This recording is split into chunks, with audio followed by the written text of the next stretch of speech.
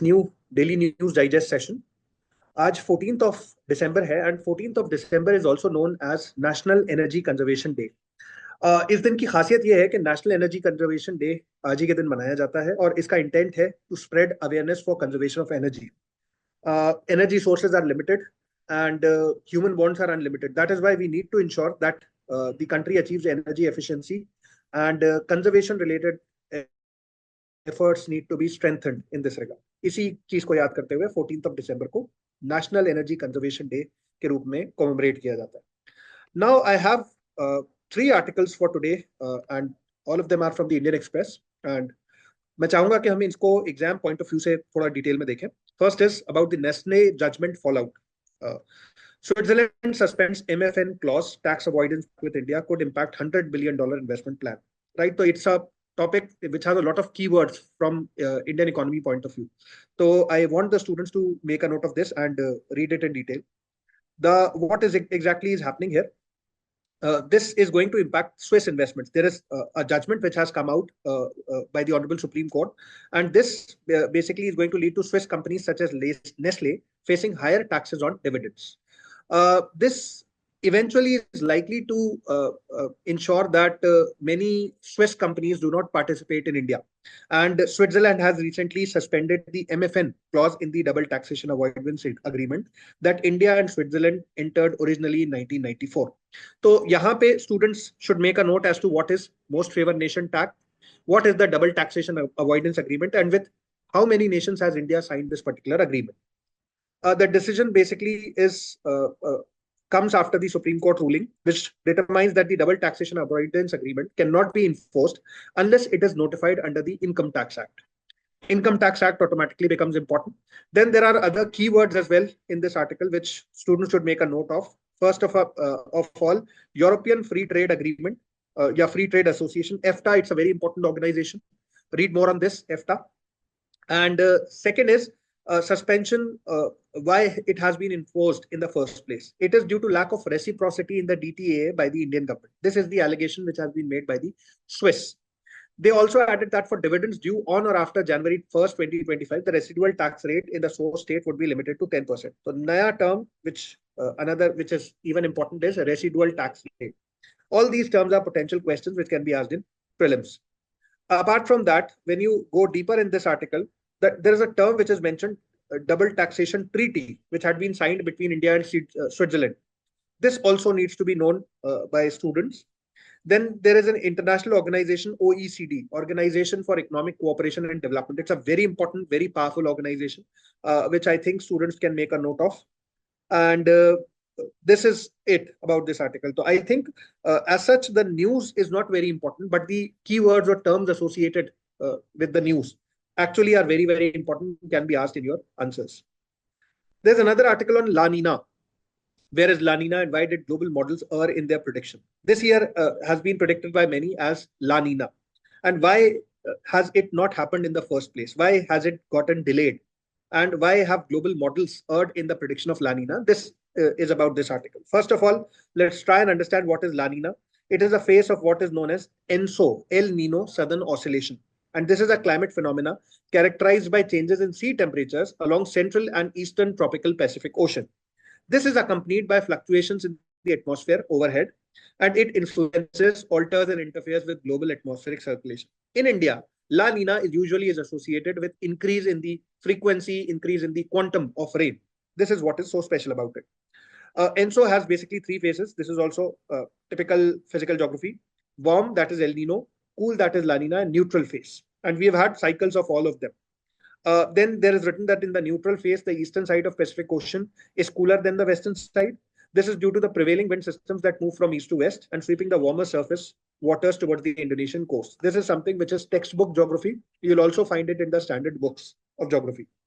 So El Nino, La Niña, these terms are all very, very important. Then they've mentioned in the agency, National Oceanic and Atmospheric Administration of US. This is very similar to IMD, Indian Meteorological Department of India.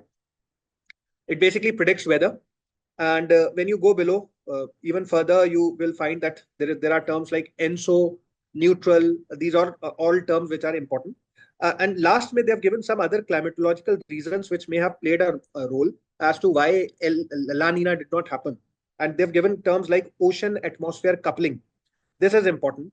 Westerly wind anomalies, monsoons, and El Nino southern oscillations. All these are keywords or technical terms which are there in your monsoon. That is, for example, they've said a good monsoon can influence the westerly wind anomalies, which in turn can delay or affect the onset of La Nina.